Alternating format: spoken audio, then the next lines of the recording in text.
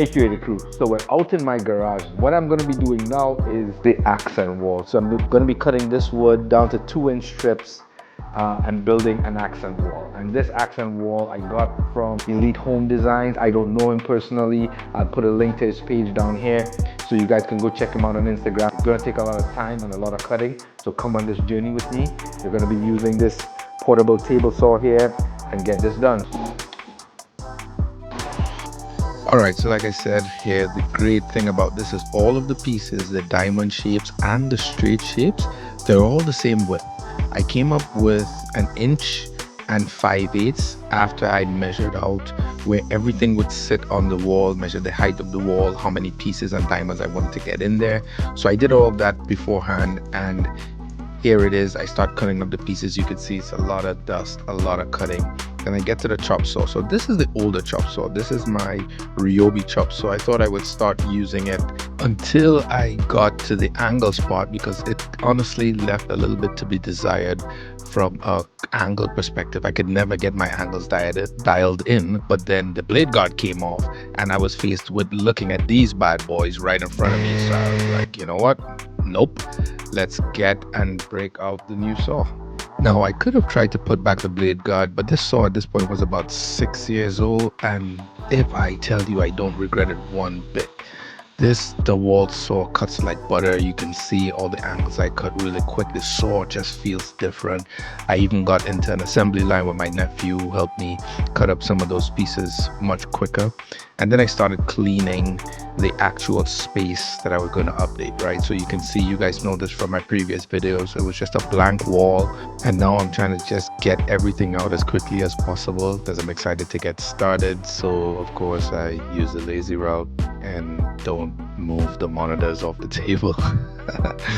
So here I get my nephew to help, and then I start laying down some plastic wrap so that I can begin painting. So I start painting the back. I think this is the easiest way to go, because painting between all of the different pieces of wood is mind-numbing. I don't think anyone would ever do that. It's just too much, unless you're actually, you know, painting the wall and the wood in the same color. In this case, I'm not. So I'm painting the actual wall light gray and matte gray, and painting the wood pieces that make up the accent wall a like eggshell or semi-gloss, I think it was. That way it pops a little bit more and you can see the differentiation in the design.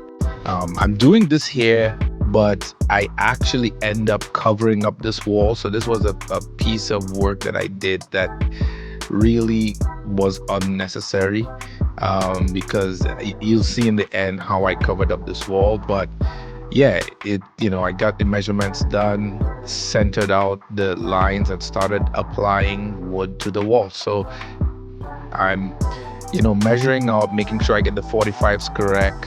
I have that square above the diamond there, and putting everything together. Here you see there's no like corner piece in that corner of the wall, because I honestly intended to put this design across both walls, like I was saying, which is why I painted the other side.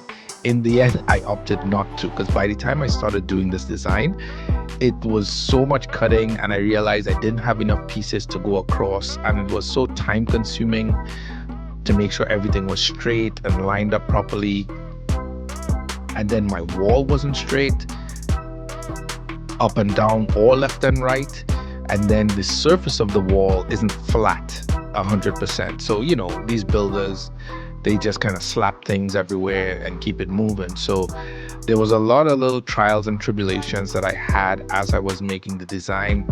All in all, it led me to say nope. And you'll see later on that I actually framed out this wall that I'm currently on by putting another straight piece where those arrows were on the right side there. But anyway, you see I have my nail gun and I'm just getting going. I'm just lining up. I have some spacers. This is another thing that you really couldn't do without as a tool. You need a spacer, and since everything was the same width, Then I just needed one of the pieces of wood that I was actually going to use. As you can see, it is the same size, so I just used one that I was going to use to do that. So I finished the middle, which was easy, but as you got to the corners, it was a lot of cutting because it didn't take a full length. And you can see I go up here and I'm cutting all those little pieces in the corner, half of the diamond and all of that.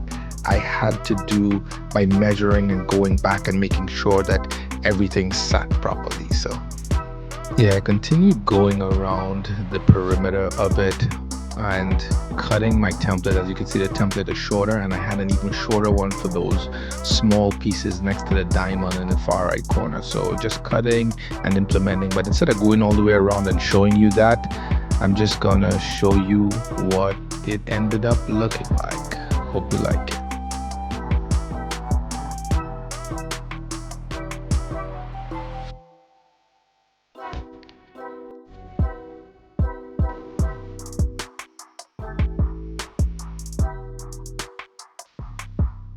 So there you have it. I think this wall turned out perfectly and exactly how I expected. I love how the brown and the oak slats complements the gray and the accent wall. I have a lot of light coming in from a door right behind me, and yeah, I think it worked out well. If you want to build this wall, go down in the description. I'll have a link to my free plans for you to build, modify, anything you like, right? And also, if you're interested in Samsung Galaxy phones, don't forget I have a giveaway running right now.